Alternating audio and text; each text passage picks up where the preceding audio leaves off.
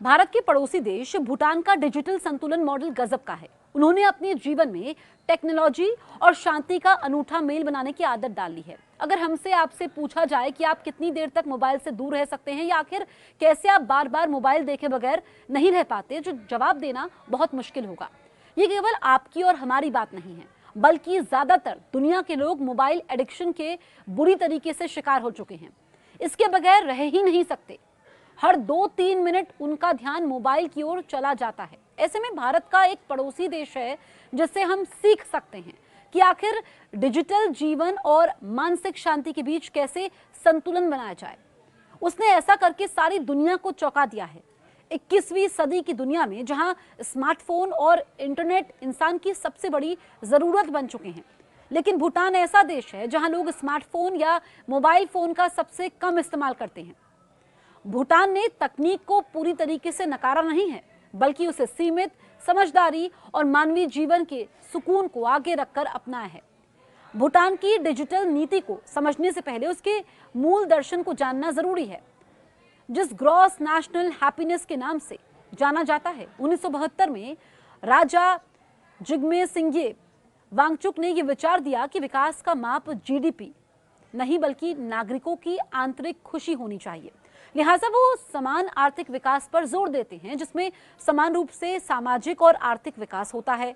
संस्कृति संरक्षण को साथ लेकर चलते हैं। पर्यावरण भी जरूरी शर्त है।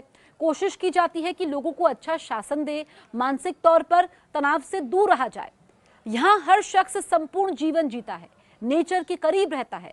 पैसे की भागम भाग की आदत के बगैर ही जीवन की मूलभूत सुविधाएं उसे मिलती हैं। वो जितना समय मेहनत को देता है, उतना ही समाज और परिवार को भी। भूटान सरकार समय समय पर पूरे देश में डिजिटल डिटॉक्स वीक आयोजित करती है। इस बीच नागरिकों को मोबाइल, टीवी, सोशल मीडिया से दूर रहने के लिए प्रेरित किया जाता है। स्कूलों और कॉलेजों में बच्चों को सोशल मीडिया से दूर रहने की ट्रेनिंग दी जाती है। कई स्कूलों में मोबाइल फोन लाने पर प्रतिबंध है। सरकारी कर्मचारी और शिक्षक खुद उदाहरण बनकर डिवाइसेस का कम यूज करते हैं। भारत की तरह यहाँ वर्क प्लेस और अनावश्यक व्हाट्सएप ग्रुप्स नहीं बने हैं। और आपको बताएं कि इस नीति का उद्देश्य सिर्फ बच्चों को नहीं, पूरे समाज को धीमे, शांत और केंद्रित जीवन की ओर मोड़ना है। भूटान का 80% से ज्यादा क्षेत्र पहाड़ी और ग्रामीण है, जहां मोबाइल नेटवर्क और तेज इंटरनेट नहीं है। हालांकि ये केवल भौगोलिक बाधा नहीं है। सरकार ने जानबूझकर तकनीकी विकास को धीमी और सतर्क रफ्तार से अपना है। 1999 तक भूटान में टेलीविजन ही नहीं था। 2000 में इंटरनेट पहली बार आया, लेकिन अभी देश के अधिकांश हिस्सों में इसकी सीमित पहुंच है। सोशल मीडिया पर निगरानी है ताकि फेक न्यूज और नकारात्मक प्रभावों से समाज को बचाया जा सके। यहाँ डिजिटल का कम इस्तेमाल केवल एक ट्रेंड नहीं, बल्कि नीति और संस्कृति है। भूटान के शिक्षा मंत्रालय ने डिजिटल जागरूकता को स्कूल पाठ्यक्रम में शामिल किया है। बच्चों को सिखाया जाता है कि मोबाइल और इंटरनेट का सीमित, उद्देश्यपूर्ण उपयोग कैसे करें, सोशल मीडिया की लत कैसे ना लगे, ध्यान और प्रकृति से जुड़ाव कैसे जीवन को बेहतर बनाते हैं। यूथ सेंटर्स में नियमित रूप से टेक्नोलॉजी फास्टिंग कार्यक्रम होते हैं। धार्मिक जगहों पर मोबाइल पर रोक होती है। भूटान की संस्कृति बौद्ध परंपरा पर आधारित है, जिसका मूल ध्यान मौन, आत्मनिरीक्षण और सादगी है। यहाँ मठों और धार्मिक स्थलों पर मोबाइल फोन का उपयोग नहीं कर सकते, इस पर पाबंदी है। शादी, अंतिम संस्कार, त्योहारों और सार्वजनिक आयोजनों में लोग फोन की बजाय व्यक्तिगत संवाद को प्राथमिकता देते हैं। ये केवल नियम नहीं, सामाजिक आदत बन चुकी है, और यही यहाँ मोबाइल से दूर रहने की सफलता की कुंजी भी है। भूटान सरकार ने सोशल मीडिया को कभी भी खुला और बेलगाम नहीं छोड़ा। सरकारी अफसरों के लिए सोशल मीडिया आचरण संहिता है। किसी भी अफवाह, ट्रोलिंग या नकारात्मक पोस्टिंग पर त्वरित कार्रवाई होती है। डिजिटल साक्षरता अभियान चलाकर लोगों को सिखाया जाता है कि सोशल मीडिया की दुनिया हकीकत नहीं है। इससे एक स्वस्थ डिजिटल माहौल बना है, जिसमें ऑनलाइन होने का मतलब केवल टाइम पास या लाइक्स पाना नहीं है।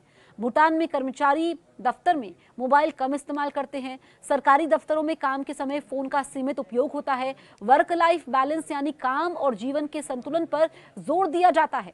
टेक्नोलॉजी ब्रेक्स लिए जाते हैं। एक आध घंटा पूरी टीम बिना स्क्रीन के काम करती है। भले ही भूटान का मॉडल सराहनीय है, लेकिन इसकी कुछ चुनौतियां भी हैं।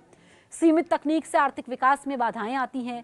युवाओं में कभी कभी सोशल मीडिया और ऑनलाइन गेम्स की लत बढ़ने लगती है। पड़ोसी देशों की तुलना में तकनीकी पिछड़ापन बना रहता है। इन सब के बावजूद भूटान पूरी दुनिया को ये सिखा रहा है कि मोबाइल को जीवन में कैसे कम करें, इसके लती नहीं बने। आज जब भारत, अमेरिका या यूरोप में डिजिटल डिटॉक्स जैसे विचार महज हेल्थ ट्रेंड बन चुके हैं, भूटान में ये एक जीवन शैली है। उत्तर कोरिया सबसे कम मोबाइल इस्तेमाल करने वाला देश है। सरकार ने संचार पर सख्त नियंत्रण लगाया है। इंटरनेट की पहुंच बहुत सीमित है। केवल सरकारी, आपको बताएं, आम लोगों को सिर्फ सरकार द्वारा मंजूर किया गया सीमित मोबाइल नेटवर्क ही मिलता है। अमेरिका और कनाडा में एक धार्मिक समुदाय है जिसका नाम अमीश समुदाय है। ये धार्मिक समुदाय आधुनिक तकनीक से दूर रहता है, मोबाइल, टीवी, इंटरनेट से पूरी तरह दूरी बनाकर रखता है। धार्मिक नियमों के अनुसार इनके समाज में तकनीक को शुद्धता और जीवन शैली के लिए खतरा माना जाता है।